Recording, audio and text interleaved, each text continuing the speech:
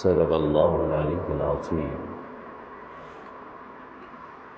সকল প্রশংসার মালিককে আল্লাহ, সেই মহান রবের প্রশংসা করে যিনি আমাদের মালিক, হায়াতের মালিক, মৃত্যুর মালিক, রিজিকের বন্দোবস্তকারী, আসমান জমিনের সার্বভৌমত্বের অধিকারী, যিনি আরশের উপর সুমহান প্রতিষ্ঠিত, সকল কর্মের বিধায়ক, সকল বিষয়ের পরিচালক, সেই মহান রবের প্রশংসা করি যিনি তাঁর দেওয়া হিদায়াতের বাণী আল কোরআনের 4 নম্বর সূরাতুন নিসা এর 160 নম্বর আয়াত থেকে আজকের এই দর্শে আমাদেরকে বসার তৌফিক দান করেছেন। সেজন্য রব্বুল আলামিনের প্রশংসা করে অন্তরের অন্তঃস্থল থেকে কালিমাত শুকরিয়া আদায় করে বলুন আলহামদুলিল্লাহ। দুরুদ ও সালাম বিশ্বনবী, মানবতার আলোর দিশারি, রাহমাতাল লিল আলামিন, খাতামুন নবিয়্যিন, যার পরবর্তীতে আর কোনো নবীর আগমন নেই, সে নবীর উপর দুরুদ ও সালাম পড়ে বলেন সাল্লাল্লাহু আলান নবিয়্যিল উম্মি ওয়া আলিহি ওয়া সাল্লাম। সূরাতুল নিসা এর 160 নম্বর আয়াতে আল্লাহ রাব্বুল আলামিন পূর্বের আয়াতগুলোর ধারাবাহিকতায় ইহুদিদের এবং নাসারাদের, আহলি কিতাবদেরকে কেন আল্লাহ রাব্বুল আলামিন তাদেরকে বিভিন্ন রহমত থেকে, বিভিন্ন কায়দায় তাদেরকে বের করে দিয়েছেন, হেদায়েত থেকে তারা কেন দূরে সরে গেছে, তারই একটি ধারাবাহিকতা আল্লাহ বলেন ফাবিযুলমিন মিনাল্লাযীনা হাদু, ইয়াহুদীদের মধ্যে হতে ওই সব ইয়াহুদীরা যারা অন্যায়বশত জুলুমের কারণে, হাররামনা আলাইহিম তাইয়্যিবাত, অনেক হালাল খাবার, পবিত্র খাবার আমি তাদের জন্য নিষিদ্ধ করে দিয়েছিলাম। তাদের জুলুমের কারণে, অন্যায়ের কারণে, অবান্তর চিন্তা করার কারণে, অতিরিক্ত বুঝার কারণে, বিভিন্ন প্রশ্ন করে নিজেদের জন্য সেটা কঠিন করার কারণে আল্লাহ বলেন উহিল্লাত লাহুম, অথচ এগুলো তাদের জন্য ইতিপূর্বে হালাল ছিল, এগুলো তাদের জন্য বৈধ ছিল, এগুলো তাদের শারীরিক মানসিকতার জন্য তো খারাপ ছিল না, কিন্তু তাদের অতিরিক্ত প্রশ্ন, অতিরিক্ত তাকওয়াবান, নিজেকে তাকওয়াবান সাজানো, বেজা বেড়াল ধার্মিক সাজা, নিজের প্রতি বেশিরভাগ নিজেকে আত্মবিশ্বাসী করার কারণে আল্লাহ রাব্বুল আলামিন তাদের ওই হালাল খাবার তাদের জন্য হারাম করছেন। অবিসাদ্দিহিম আন সাবিলিল্লাহি কাসীরা, আল্লাহ বলেন আরো একটি কারণে আমি তাদের জন্য এই সব কিছু হারাম করেছি, তা সেটা হচ্ছে অবিসাদ্দিহিম আন সাবিলিল্লাহ, তারা সবসময় মানুষদেরকে আল্লাহর রাস্তা থেকে অধিকাংশ সময় বিভিন্ন যুক্তি দিয়ে অধিকাংশ মানুষদেরকে আল্লাহর রাস্তা থেকে সরাই নিত। কোনো ব্যক্তি যদি একনিষ্ঠভাবে আল্লাহকে ডাকত, তারা মাঝখান দিয়ে একটা সিন্ডিকেট তৈরি করত, যে না, আমাদের হুজুরদের মাধ্যমে যদি তুমি দোয়া না করো তাহলে তোমার দোয়া কবুল হবে না, তুমি দুর্বল মানুষ, তুমি মূর্খ মানুষ, তুমি সাধারণ মানুষ, এই সব কথা বলে আল্লাহ এবং মানুষের মাঝখানে তারা সিন্ডিকেট করে রাখত, মানুষদেরকে আল্লাহ এবং আল্লাহর রাস্তা থেকে সরাই নিত, বলতো যে তোমার এত যোগ্যতা নেই, তুমি কোরআন বুঝতে পারবে না। আল্লাহ বলেন ইয়াহুদীদের এই সব অন্যায়ের কারণে, এই সব ধোঁকাবাজির করার কারণে, এই সব জুলুমের কারণে আমি রব, আমি আল্লাহ তাদের জন্য অনেক হালাল খাবারও তাদের জন্য হারাম করে দিয়েছি, যাতে দুনিয়াতে তারা কষ্টসাধ্য জীবন পার করতে হয়।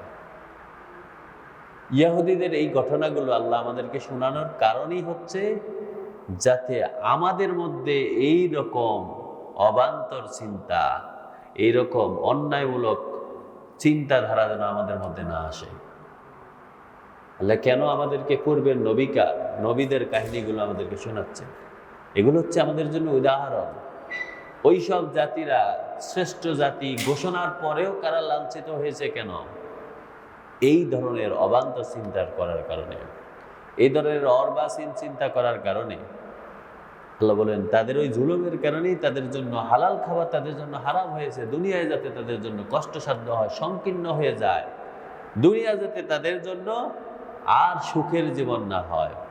সুতরাং ঈমানদাররা তোমরাও কি তাদের মতো হবে? তোমরাও কি মানুষদেরকে আল্লাহর রাস্তা থেকে বাধা প্রদান করবে?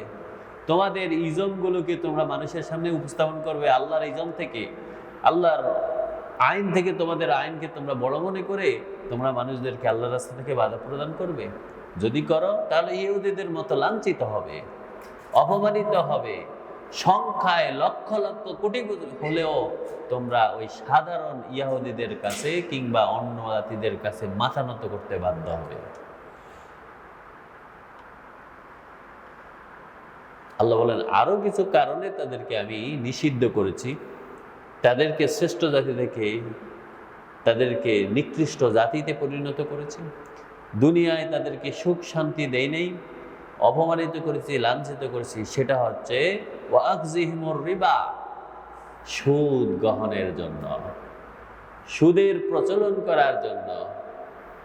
সুদ নিজে খায়, অন্যকে খেতে বাধ্য করে, রাষ্ট্র ব্যবস্থা থেকে সুদ চাপাইয়া দেয়। ব্যবসা করতে যাবেন, হালাল ব্যবসা করলে আপনার উপর বিভিন্ন কর আরোপ করে আপনার জন্য কঠিন করে দিবে, কিন্তু সুদ নিলে তখন আপনার উপর এগুলো বিভিন্নভাবে আপনাকে সুযোগ করে দিবে, আপনাকে সুদের দিকে আকৃষ্ট করবে। আল্লাহ বলেন ইহুদিরা এরকম করতো, সেজন্য তারা লাঞ্ছিত হয়েছে। ঈমানদাররা তোমরাও কি সেটা করতে চাও? তাহলে তোমরাও লাঞ্ছিত হবে। ওয়াকাদ নুহু আনহু, অথচ এই সুদ তাদের জন্য আমি হারাম করেছিলাম, নিষিদ্ধ করেছিলাম, তাদেরকে মানা করেছিলাম এই সুদের কাছেও যাওয়া না। ওয়াকলিহিম আমওয়ালান নাস বিল বাতিল, যারা বিভিন্ন পজিশনে বসে, যারা বিভিন্ন যুক্তি তর্কে অতিরিক্ত বুঝে, মানুষদেরকে বিভিন্ন যুক্তি তর্কের মধ্যে ফেলাইয়া তাদের সম্পদগুলোকে অন্যায়ভাবে গ্রাস করে নেয়, বিভিন্নভাবে আপনাকে টোপে ফেলাইয়া আপনার সম্পদগুলো গ্রাস করে নেবে। আল্লাহ বলেন ইহুদিরা এটা করত। হ্যাঁ, এইরকম ভাবে তারা মানুষদেরকে, মানুষের সম্পদগুলোকে গ্রাস করে নিত। ওয়া'তাদনা লিল কাফিরিনা মিনহুম আযাবান আলীমা, আল্লাহ বলেন এইসব জাতিরা নিজেদেরকে ঈমানদার দাবি করলো, এরা কিন্তু ঈমানদার নয়, এরা কাফের। এরা নিজেদেরকে আল্লাহওয়ালা বললেও এরা কাফের।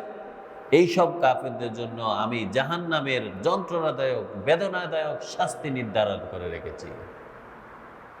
সুতরাং মুসলমানেরা তোমরা যদি ওদের মতো এইসব অন্যায়ের মধ্যে জড়িয়ে যাও, অন্যের সম্পদকে নিজের সম্পদ মনে করে খেয়ে ফেলো, নিজে যেখানে কোনো একটা পজিশনে বসলে ওই পজিশনের সব কিছু নিজের আন্ডার নিয়ে যাও, মানুষদেরকে বিভিন্নভাবে তোমার সিন্ডিকেটে পালাইয়া দাও। তোমরা যদি আল্লাহ যা হালাল করেছেন সেটাকে হারাম মনে করো, আর যেটাকে হারাম মনে করেছে, হারাম করে দিচ্ছেন, সেটাকে হালাল মনে করে খাওয়া শুরু করে দাও। আল্লাহর রাস্তা থেকে মানুষদেরকে বাধা দাও, কোরআন থেকে মানুষদেরকে বাধা দাও, সত্য দিন থেকে মানুষদেরকে বাধা দাও, মানব রচিত বইকে তোমরা বেশি উন্নত মনে করো, তাহলে তোমরাও ওদের মতো লাঞ্ছিত হয়ে অপমানদায়ক, যন্ত্রণাদায়ক শাস্তিতে তোমরাও ভুগতে হবে। নাউযুবিল্লাহ।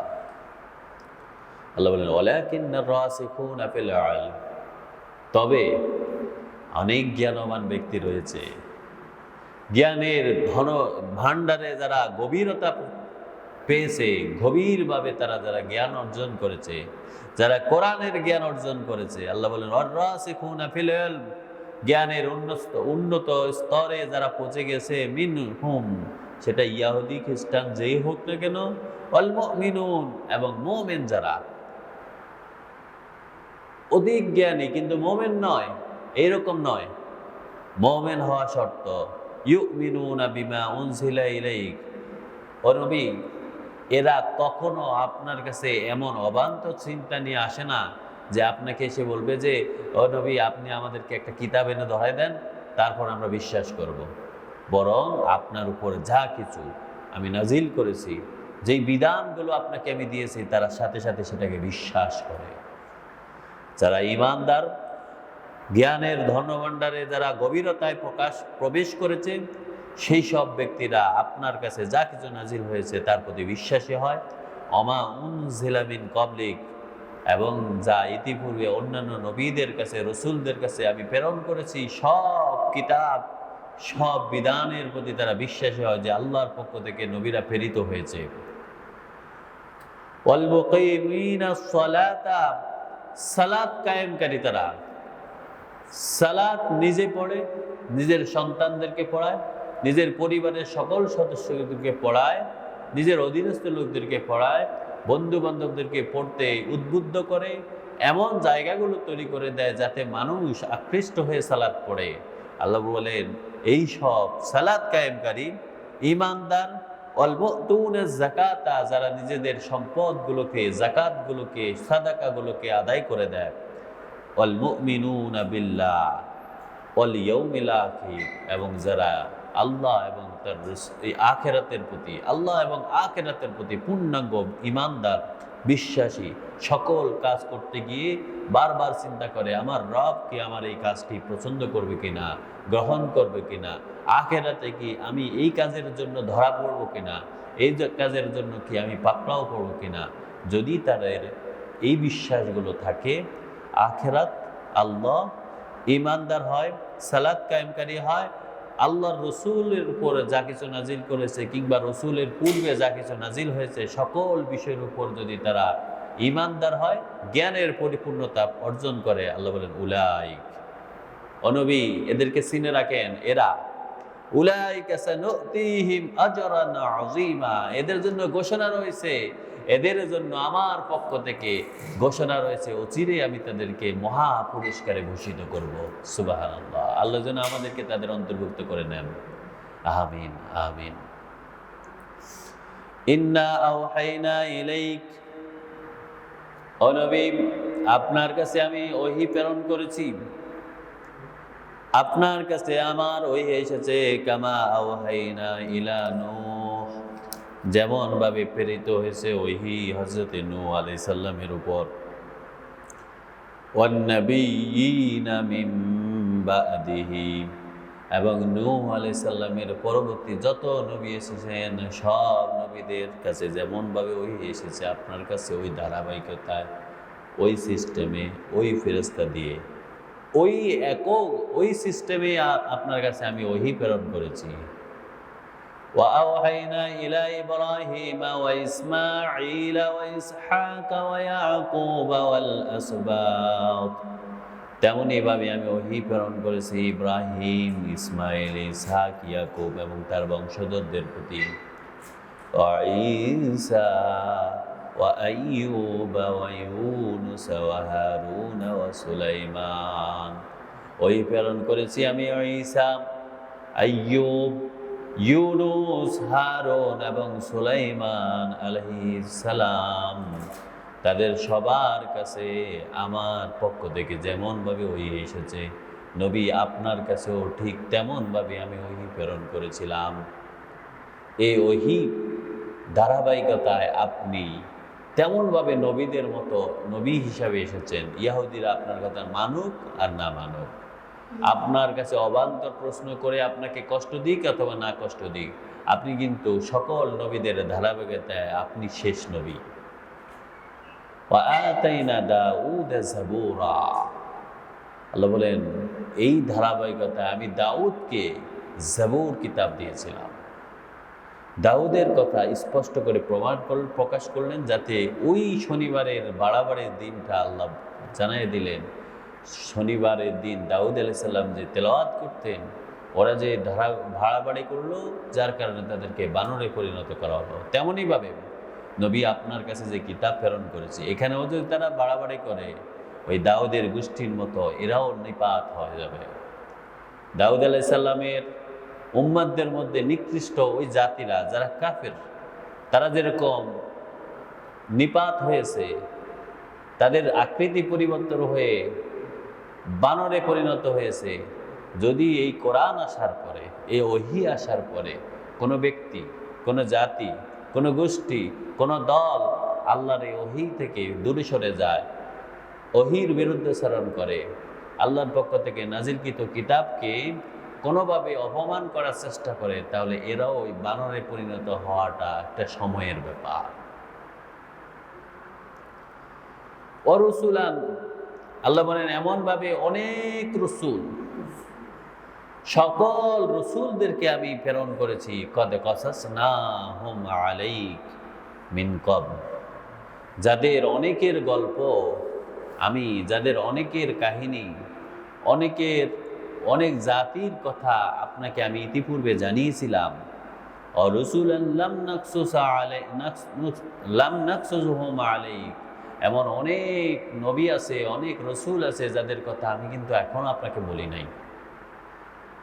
নবী, এরকম সকল রসুলদেরকে যেমনভাবে রসুল হিসাবে তাদের কাছে যেমনভাবে ধারাবাহিকভাবে কোরআন এসেছে, ওহী এসেছে, আল্লাহর পক্ষ থেকে বিধান নাজিল হয়েছে, আল্লাহর হুকুমগুলো তাদেরকে জানিয়ে দেওয়া হয়েছে, আপনিও তেমনভাবে অন্যান্য নবীর মতো একজন রসুল হিসাবে প্রেরিত হয়েছেন। ওয়াকাল্লামাল্লাহু মূসা তাকলিমা, এমনইভাবে একজন নবী হচ্ছেন মূসা, যার সাথে আল্লাহ সরাসরি কথা বলেছেন। সুবহানাল্লাহ। নবী, আপনিও মূসার মতো ধারাবাহিকভাবে এইরকম একজন নবী, যার সাথে আল্লাহর সরাসরি কথা বলেন। সুবহানাল্লাহ। রসুলান, আল্লাহ বলেন সকল রসুলের দায়িত্ব। কেন আমি সকল রসুলকে প্রেরণ করেছি? সব নবীদের উপর কেন ওহী এসেছে? কেন সকল নবীদেরকে এই দুনিয়াতে আমি প্রেরণ করেছি? মুবাশশিরিন, তাদেরকে প্রথম দায়িত্ব হচ্ছে, যাও মানুষদের কাছে বলো, যদি তোমরা আল্লাহর দ্বীন মানো, আল্লাহ রাব্বুল আলামিনের প্রতি বিশ্বাসী হও, আখিরাতের প্রতি বিশ্বাসী হও, আমেলে সলেহকারী হয়ে যাও, তাহলে তাদের জন্য সুসংবাদ দিয়ে দেন। অমুনজিরিন, যারা এখনো সতর্ক হয় নাই, যারা এখনো উপলব্ধিতে আসে নাই, যারা এখনো ওহীর জ্ঞানের দিকে ধাবিত হয় নাই, তাদেরকে সতর্ক করে দেন, তাদেরকে ভয় দেখান, তাদেরকে আপনি ভীতি প্রদর্শন করেন। প্রত্যেকটা রসুলকে আল্লাহ এই দায়িত্ব নিয়ে মুবাশশির এবং মুনজির, সুসংবাদদাতা এবং সতর্ককারী হিসাবে প্রেরণ করেছেন। এবার আল্লাহ বলেন, লিআল্লা ইয়াকুনা লিন্নাস আলাল্লাহি হুজ্জাতুম বাদার রসুল, এই সকল রসুলদেরকে আল্লাহ প্রেরণ করেছেন যাতে কোনো জাতি, কোনো গোষ্ঠী, কোনো মানুষ সেই দিন, কিয়ামতের দিন, বিচারের দিন আল্লাহকে না বলতে পারে যে আল্লাহ, আমরা তো বুঝতাম না, আমাদের কাছে কেন একজন রসুল পাঠান নাই। এইরকম কোনো ধরনের অভিযোগ যেন তারা সেই দিন প্রকাশ করতে না পারে। এই জন্য আল্লাহ রাব্বুল আলামিন সকল জাতির উপর, সকল গোষ্ঠীর উপর, সকল ভাষার লোকের উপর, সকল সময়ে, সব সময় আল্লাহ রসুলদেরকে সুসংবাদদাতা এবং ভীতি প্রদর্শনকারী হিসাবে প্রেরণ করেছিলেন। ওয়া কানা আল্লাহ আজিজান হাকিমা, আর মহান রব্বুল আলামিন তিনি হচ্ছেন বিজ্ঞ, মহাবিজ্ঞ, তিনি সকল বিষয়ের উপর বিজ্ঞতা, জ্ঞানে পরিপূর্ণতা রাখেন এবং তিনি হচ্ছেন পাকড়াওকারী, মহাশক্তিমান। তার পাকড়াও থেকে, তার শক্তির বাইরে কোনো ব্যক্তির কখনো যাওয়ার সক্ষমতা রাখে না। লাকিনিল্লাহ ইয়াশহাদু বিমা আনজালা ইলাইকা আনজালাহু বিইলমিহি, আল্লাহ রাব্বুল আলামিন বলেন, লাকিনিল্লাহ, আল্লাহ তোমাদের কাছে ইয়াশহাদু, তিনি সাক্ষ্য দিচ্ছেন যে বিমা আনজালা ইলাইক, নবী আপনার কাছে যে কিতাব প্রেরণ করা হয়েছে, যা নাজিল করা হয়েছে, আনজালাহু বিইলমিহি, এটা আল্লাহ নিজেই আপনাকে বাছাই করেছেন, নিজেই আপনার জন্য যা কিছু দরকার, আপনার জাতি গোষ্ঠীর জন্য যা কিছু দরকার তাই প্রেরণ করেছেন। ও নবী, আপনাকে আল্লাহ রাব্বুল আলামিন সাক্ষ্য দিচ্ছেন, এইসব জাতিরা, গোষ্ঠীরা, ব্যক্তিরা, কাফেররা, ইয়াহুদিরা আপনাকে কষ্ট দেয়, এরা আপনাকে কষ্ট দেয়, এটা আপনাকে অস্বীকার করে, আপনাকে নবুয়তের, আপনার নবুয়তের প্রতি, কিন্তু আল্লাহ নিজেই সাক্ষ্য দিচ্ছেন আপনার কাছে, আল্লাহ নিজের পক্ষ থেকে নিজেই আপনাকে নির্বাচন করে, নিজেই আল্লাহ রাব্বুল আলামিন আপনার কাছে ওহী প্রেরণ করেছিলেন। ওয়াল মালাইকাতু ইয়াশহাদুন, সমস্ত ফেরেশতারাও সাক্ষী রয়েছে আপনি আল্লাহর রসুল, আপনি শ্রেষ্ঠ, আপনি নির্বাচিত রসুল, আপনি হচ্ছেন মানব জাতির জন্য রহমত স্বরূপ রসুল হিসাবে প্রেরিত হয়েছেন। ওয়া কাফা বিল্লাহি শাহিদা, ইহুদিরা আপনাকে বিশ্বাস করুক আর না করুক, আল্লাহর এই সাক্ষী, ফেরেশতাদের সাক্ষী, এটাই যথেষ্ট। সুবহানাল্লাহ, সুবহানাল্লাহ। ওয়াকাফা বিল্লাহি শাহীদা, আল্লাহ রাব্বুল আলামিন সাক্ষী হিসেবে যথেষ্ট। আল্লাহ হচ্ছেন আপনার কাছে সাক্ষী, আপনার সত্যায়নকারী। ইন্নাল্লাযীনা কাফারু, কিন্তু যারা কাফের, যারা ঈমানদার হলো না, যারা বিশ্বাসী হলো না, আল্লাহ বলেন ইন্নাল্লাযীনা কাফারু, যারা কুফরি করলো, ওয়াসাদ্দু আন সাবিলিল্লাহ, যারা মানুষদেরকে আল্লাহর রাস্তা থেকে সরায় নেয়, বাধা প্রদান করে, মানুষদেরকে বিভিন্ন যুক্তি তর্ক দিয়ে কোরআন থেকে সরায় নেয়, ওই সব ব্যক্তিরা কদ্দাল্লু দলালাম বাঈদা, তারা নিজেরাও পথভ্রষ্ট, অন্যদেরকে পথভ্রষ্ট করেছে, এমনভাবে পথভ্রষ্ট করেছে তারা অনেক দূরে ছিটকে পড়েছে, যার কারণে আল্লাহ যদি তাদেরকে ইচ্ছা করে রহমত দিয়ে তাদেরকে যদি না আনে, তারা কখনোই আর ফিরতে পারবে না। তারা এত বেশি পথভ্রষ্ট হয়ে গেছে, কারণ তারা আল্লাহর রাস্তা থেকে, আল্লাহর দিন থেকে মানুষদেরকে সরায় রাখত, মানুষদেরকে কোরআন পড়তে দিত না, কোরআন বুঝতে দিত না। কোরআন পড়ে যদি কোরআন দিয়ে আমল করত, তখন বিভিন্ন যুক্তি দিয়ে আপনাকে হ্যায় প্রতিপন্ন করত, অপপ্রচার চালাতো। কোরআন থেকে মানুষদেরকে সরায় রাখার কারণে এই সব কাফের, যারা ধার্মিক দাবি করে কিন্তু আসলে ধার্মিক নয়, যারা সিন্ডিকেট তৈরি করে আল্লাহ এবং আপনার মাঝে, এরা, আল্লাহ বললেন এই বাধা প্রদানকারীরা এরা কাফেরদের অন্তর্ভুক্ত। আর এই সব কাফেরদের, এইসব কাফেররা অনেক দূরে গিয়ে পথভ্রষ্ট হয়েছে। পথভ্রষ্টতার কারণে তারা অনেক দূরে ছিটকে পড়েছে, তারা হেদায়েত পায় নাই, তারা রাস্তাও পাবে না। ইল্লা তরিকা জাহান্নাম, না, একটি আয়াত বলেছে ইন্নাল্লাযীনা কাফারু, আল্লাহ বলেন যারা কাফের, যারা কুফরিতে লিপ্ত, ওয়াজালামু, যারা ওই কুফরির কারণে নিজেদের উপর জুলুম করেছে, অন্যায় করেছে, পথভ্রষ্ট হয়েছে, হেদায়েত থেকে দূরে সরেছে, আল্লাহর দিন বুঝে নাই, আল্লাহ রাব্বুল আলামিনের কাছে মাথা নত না করে নিজের ক্ষতি করেছে, ওই সব জালেমেরা, কাফের এবং জালেম, লাম ইয়াকুনিল্লাহ, তাদের জন্য আল্লাহর কাছে কোনো কিছুই হবে না, লিয়াগফির লাহুম, যার কারণে আল্লাহ তাদেরকে ক্ষমা করবেন। আল্লাহ তাদেরকে ক্ষমা করবেন না, তারা আল্লাহর পক্ষ থেকে ক্ষমা পাবে না, যারা কাফের এবং যারা জালেম। কাফের তো আমরা সরাসরি বুঝি যে আল্লাহকে অস্বীকার করে। জালেম কারা? জালেম হচ্ছে ওই ব্যক্তি, আপনি এখান থেকে চিটাগাং যাবেন, কিন্তু আপনি ইচ্ছা করে, ভুল করে নয়, ইচ্ছা করে যদি আপনি রাজশাহীর ট্রেনে উঠে যান, জীবনে আপনি চিটাগাং যেতে পারবেন? ওই ট্রেন কি আপনাকে চিটাগাং নেবে? এই সব ব্যক্তিরা যারা ইচ্ছা করে জুলুমের শিকার, ইচ্ছা করে আল্লাহর কাছে মাথা নত করলো না, সিজদা দিল না, ইচ্ছা করে নিজেকে জাহান্নামের কীট বানালো, এই সব ব্যক্তিরা, আল্লাহ বলেন যারা কাফের এবং যারা জালেম, এই সব ব্যক্তিরা কখনোই আল্লাহর কাছে, তাদের জন্য আল্লাহর কাছে কোনো ধরনের ক্ষমা নাই। ওয়ালা লিয়াহদিয়াহুম তরিকা, শুধু ক্ষমা নয়, তাদের জন্য আল্লাহর কাছে শোনো সিরাতুল মুস্তাকিমও নেই, সঠিক রাস্তাও নেই। আল্লাহর পক্ষ থেকে তাদেরকে কোনো রাস্তা দেখানো হবে না, কোনো সুযোগ নেই তাদের জন্য। কোনো ধরনের যে কোনো একজন ব্যক্তি তার জন্য গিয়ে সুপারিশ করবে, ওই সুপারিশ আল্লাহ কবুল করবেন। আল্লাহ বলেন কোনো সুযোগ নেই, সব সুযোগ বন্ধ করে দিছি। যারা জুলুম করলো, যারা কুফরি করলো, তাদের জন্য সকল সুযোগ সুবিধা সব শেষ, আল্লাহ তাদেরকে ক্ষমা করবেন না। তবে আল্লাহ বলেন ইল্লা, হ্যাঁ, তরিকা জাহান্নাম, তাদের জন্য একটা সুযোগ আছে, সেটা হচ্ছে জাহান্নামের রাস্তা। নাউজুবিল্লাহ। যারা জুলুম করলো, কুফরি করলো, কুফরিতে লিপ্ত আছে, তাদের জন্য সকল পথ বন্ধ, শুধু একটাই পথ আছে, সেই পথটা হচ্ছে জাহান্নামের পথ। খালিদিনা ফিহা আবাদা, ওই জাহান্নামের পথ, ওই জাহান্নামের আবাসস্থল তাদের জন্য চিরস্থায়ী বন্দোবস্ত হবে, কেউ তাদেরকে সেখান থেকে বের করে নিতে পারবে না।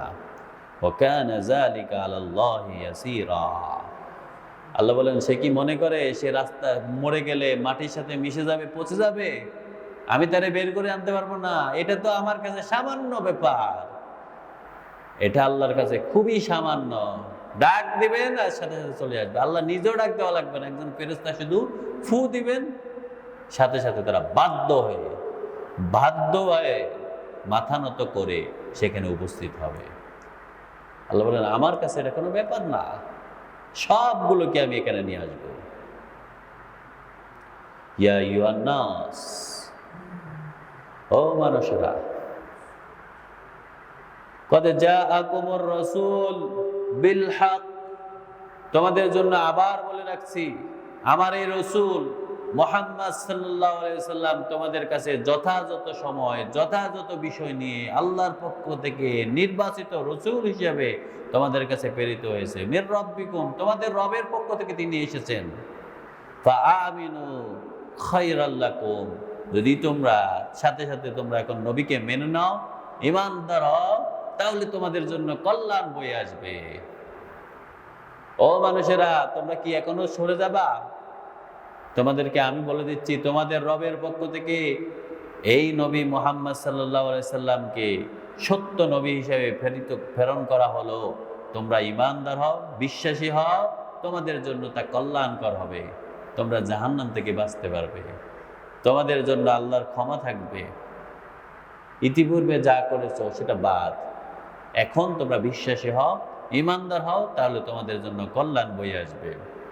ওয়াইন তাকফুরু, যদি তোমরা বিশ্বাসী না হও, যদি তোমরা এখনো কুফরিতে লিপ্ত থাকো, এখনো কাফেরদের রাস্তা গ্রহণ করো, এখনো আল্লাহর রাস্তা থেকে সরে যাও, এখনো কোরআনের বিরোধী হও, কোরআনের আইনের বিরোধী হও, আল্লাহর হুকুমের বিরোধী হও, সালাত কায়েমকারী না হও, যাকাত আদায়কারী না হও, তাহলে মনে রেখো, ফাইন্না লিল্লাহি মা ফিস সামাওয়াতি ওয়াল আরদ, আসমান জমিন যা আছে এগুলো কিন্তু আমার। আমি কখন যে তোমারে কোথায় গিয়ে আটকায় দিব তুমি বুঝবাই না। এই বাতাস, এই বাতাসের সাথে তোমার নাকের ভিতর দিয়ে কি ঢুকাইয়া দিব তুমি কইতেই পারবা না। এগুলো তো আমার হুকুম মতো চলে, এগুলোকে আমি তোমার বিরুদ্ধে ব্যবহার করে দিব। ওয়া কানা আল্লাহু আলিমান হাকিমা, কারণ আল্লাহ তো মহাজ্ঞানী, তিনি হচ্ছেন সকল বিষয় জানেন। তিনি কাকে কিভাবে পাকড়াও করতে হয়, কোন কাজে কাকে ধরাই দিতে হয়, কত ক্ষমতাবান ব্যক্তিকে সামান্য একটা ভুলের কারণে তাকে আমি নিঃশেষ করে দিয়েছি। সুতরাং তোমরা মনে রেখো, এই আসমান জমিন সকল কিছুর ক্ষমতা, সকল কিছুর উপর একচ্ছত্র আধিপত্য আমার। তোমরা এখনো ফিরে আসো, কুফরি থেকে ফিরে আসো, ঈমানদার হও, আমার রসুলকে পূর্ণাঙ্গভাবে বিশ্বাস করো, রসুলের পদাঙ্ক অনুসরণ করো, রসুলের সুন্নাহগুলো নিজেদের গায়ের মধ্যে জড়ায় নাও, তাহলে তোমাদের জন্য এখনো কল্যাণের সুযোগ রয়েছে। আল্লাহ যেন আমাদেরকে রসুলের প্রকৃত অনুসারী উম্মতদের অন্তর্ভুক্ত করে নেন। আমরা যেন কোরআন দিয়ে নিজেদের জীবন পরিচালনা করতে পারি, সে তৌফিক দান করেন। আল্লাহ যেন আমাদেরকে হেদায়েত তার রহমত দিয়ে নিয়ামত হিসাবে আমাদেরকে যেন হেদায়েত দান করেন, এবং এই কোরআন দিয়ে আমরা যেন আমাদের জীবনের প্রতিটি সিদ্ধান্ত গ্রহণ করতে পারি, সে তৌফিক দান করেন। আমিন। ওমা তৌফিক ইল্লা বিল্লাহ। সুবহানাকা আল্লাহুম্মা বিহামদিক, আশহাদু আল লা ইলাহা ইল্লাল্লাহ, আস্তাগফিরুকা ওয়া আতুবু ইলাইক। আসসালামু আলাইকুম ওয়া রাহমাতুল্লাহি ওয়া বারাকাতুহু।